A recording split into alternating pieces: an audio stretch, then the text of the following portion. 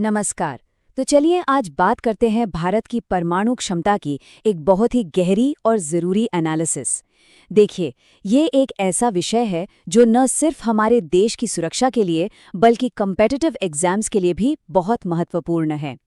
एक बात साफ कर दें, हम यहाँ जो भी जानकारी देंगे वो सिर्फ सार्वजनिक रूप से उपलब्ध विशेषज्ञ विश्लेषण पर ही आधारित है।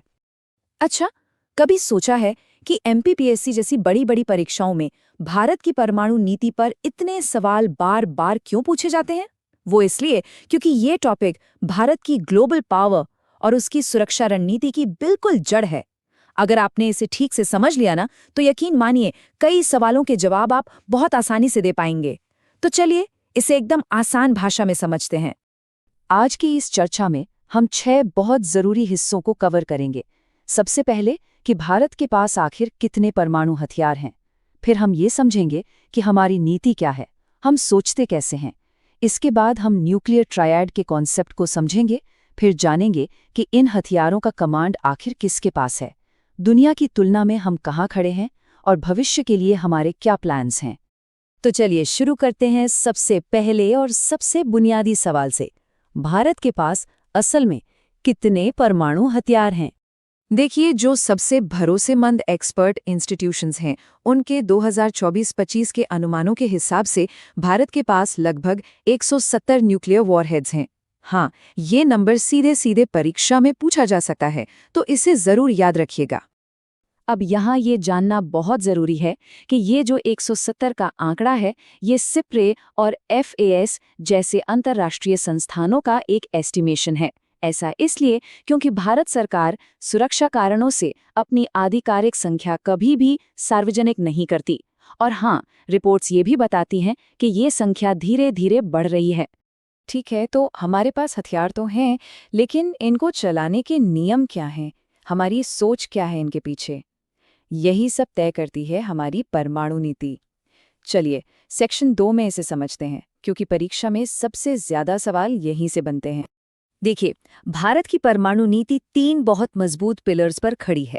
पहला, नो फर्स्ट यूज। इसका सीधा मतलब है हम कभी भी किसी भी हालत में पहला परमाणु हमला नहीं करेंगे।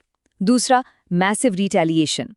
लेकिन अगर किसी ने हम पर हमला करने की गलती की तो हमारा जवाबी हमला इतना बड़ा और विनाशकारी होगा कि दुश्मन फिर सोचने लायक भी नहीं बचेगा। और तीसरा, क्रेडिबल मिनिमम डिटरेंस। मतलब हम हथियारों की कोई दौड़ नहीं लगा रहे, लेकिन हमारे पास इतने हथियार जरूर हैं और रहेंगे कि कोई हम पर हमला करने की हिम्मत न कर सके। ये तीनों सिद्धांत अच्छे से याद कर लीजिए, ये परीक्षा का हॉट टॉपिक है। नीति तो समझ आ गई, पर इसे लागू कैसे किया जाता है? मतलब अगर कभी जरूरत पड़ी तो भारत हमला करेगा कैसे?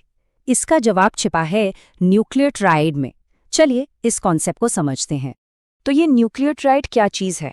इसे ऐसे समझिए कि भारत के पास परमाणु हमला करने के 3 अलग-अलग रास्ते हैं, जमीन से, हवा से और समुद्र के अंदर से। इसका सबसे बड़ा फायदा ये है कि अगर दुश्मन हमारे एक रास्ते को बंद भी कर दे, तब भी हमारे पास जवाबी हमले के लिए 2 और रास्ते हमेशा तैयार रहते हैं। इस ट्रायड का जो पहला और सबसे मजबूत स्तंभ है, वो है जमीन से दागी जाने वाली मिसाइलें। इसमें हमारी अग्नि सीरीज की मिसाइलें शामिल हैं, खासकर अग्नि 5, जो एक महाद्वीप से दूसरे महाद्वीप तक मार कर सकती है। और सबसे खास बात यह है कि इन्हें ट्रकों पर रखकर कहीं भी ले जाया जा सकता है, जिससे दुश्मन के लिए इन्हें ढूंढकर निशाना बनाना लगभग नामुमकिन हो जाता है। ट्रायड का दूसरा स्तंभ है हमारी समुद्री ताकत। INS अरिहंत और INS अरिघाट जैसी हमारी परमाणु पनडुब्बियां हफ्तों तक समुद्र की गहराइयों में छिपी रह सकती हैं। ये K-15 और K-4 जैसी मिसाइलों से लैस हैं, और यही क्षमता भारत को सेकंड स्ट्राइक कैपेबिलिटी देती है, जो हमारी परमाणु नीति की रीढ़ की हड्डी है। सेकंड स्ट्राइक कैपेबिलिटी, इसका मतलब क्या है? मान लीजिए दुश्मन ने अचानक हमला करके हमारे जमीन पर मौजूद सभी सैन्य ठिकानों को तबाह कर दिया। तब भी समुद्र की गहराइयों में छिपी हमारी पनडुब्बी एक अजेय योद्धा की तरह बाहर आएगी और दुश्मन पर ऐसा जवाबी हमला करेगी कि वो नेस्तनाबूद हो जाएगा। यही है हमारी असली गारंटी। ये कॉन्सेप्ट परीक्षा के लिए बहुत ज्यादा महत्वपूर्ण है, इसे नोट कर लीजिए। और ट्रायड का तीसरा और आखिरी स्तंभ है हमारी वायुसेना। हमारे मिराज 2000, जगुआर और सुखोई 30 MKI जैसे शक्तिशाली लड़ाकू विमान आसमान से परमाणु बम गिराने की क्षमता रखते हैं। ये हमारी हमला करने की क्षमता को और ज्यादा फ्लेक्सिबिलिटी देते हैं। तो ये जबरदस्त क्षमता हमारे पास आई कैसे? और सबसे बड़ा सवाल, इन विनाशकारी हथियारों का बटन यानी फाइनल कंट्रोल किसके हाथ में है? चलिए सेक्शन 4 में इसका जवाब ढूंढते हैं। भारत की परमाणु कहानी में 2 तारीखें हमेशा याद रखी जाएंगी। पहली 1974, जब स्माइलिंग बुद्धा के कोडनेम से हमने अपना पहला परमाणु परीक्षण किया, और दूसरी 1998, जब पोखरण में ऑपरेशन शक्ति के तहत किए गए 5 धमाकों ने पूरी दुनिया को हिला दिया और भारत ने गर्व से खुद को एक परमाणु शक्ति घोषित कर दिया। तो परमाणु बम का बटन किसके पास है, इसे समझिए। भारत में अंतिम फैसला लेने का अधिकार सिर्फ और सिर्फ प्रधानमंत्री के पास है। वही न्यूक्लियर कमांड अथॉरिटी यानी NCA के पॉलिटिकल काउंसिल के अध्यक्ष होते हैं। ये व्यवस्था सुनिश्चित करती है कि ये शक्ति सेना के नहीं बल्कि देश के चुने हुए लोकतांत्रिक नेता के हाथ में रहे, जो एक बहुत बड़ी और जिम्मेदार बात है। अच्छा, अब जब हम अपनी ताकत को समझ गए हैं तो ये देखना भी जरूरी है कि हम दुनिया के बाकी शक्तिशाली देशों के सामने आखिर खड़े कहाँ हैं और हमारी रणनीति क्या है। जरा इन आंकड़ों पर एक नजर डालिए। रूस और अमेरिका हजारों हथियारों के साथ सबसे आगे हैं। चीन के पास करीब 400 हैं, जबकि भारत और पाकिस्तान लगभग 170 के आंकड़े पर हैं। ये साफ दिखाता है कि भारत हथियारों की किसी होड़ में शामिल नहीं है, बल्कि सिर्फ अपनी सुरक्षा के लिए न्यूनतम प्रतिरोध की नीति पर मजबूती से चलता है। तो इन हथियारों का असली मकसद क्या है? आसान शब्दों में, युद्ध लड़ना नहीं, बल्कि युद्ध को रोकना।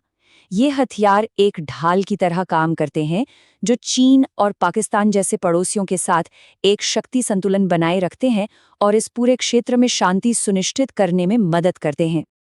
अब आखिर में आइए भविष्य की तरफ देखते हैं।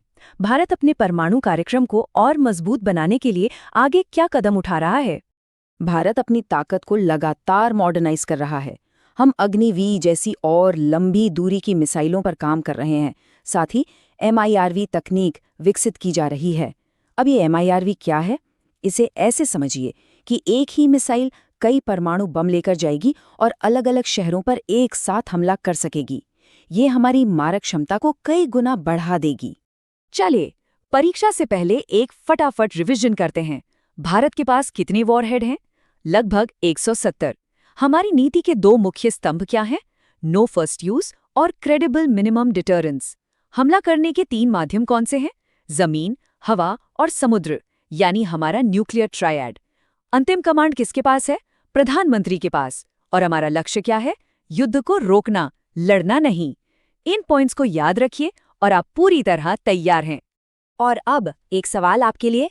जैसे जैसे भारत MIRV जैसी शक्तिशाली तकनीक को अपना रहा है, आपको क्या लगता है कि हमारी न्यूनतम प्रतिरोध की जो नीति है वो आने वाले दशकों में बदल सकती है? इस पर आपकी क्या विचार हैं? नीचे कमेंट्स में जरूर बताएं।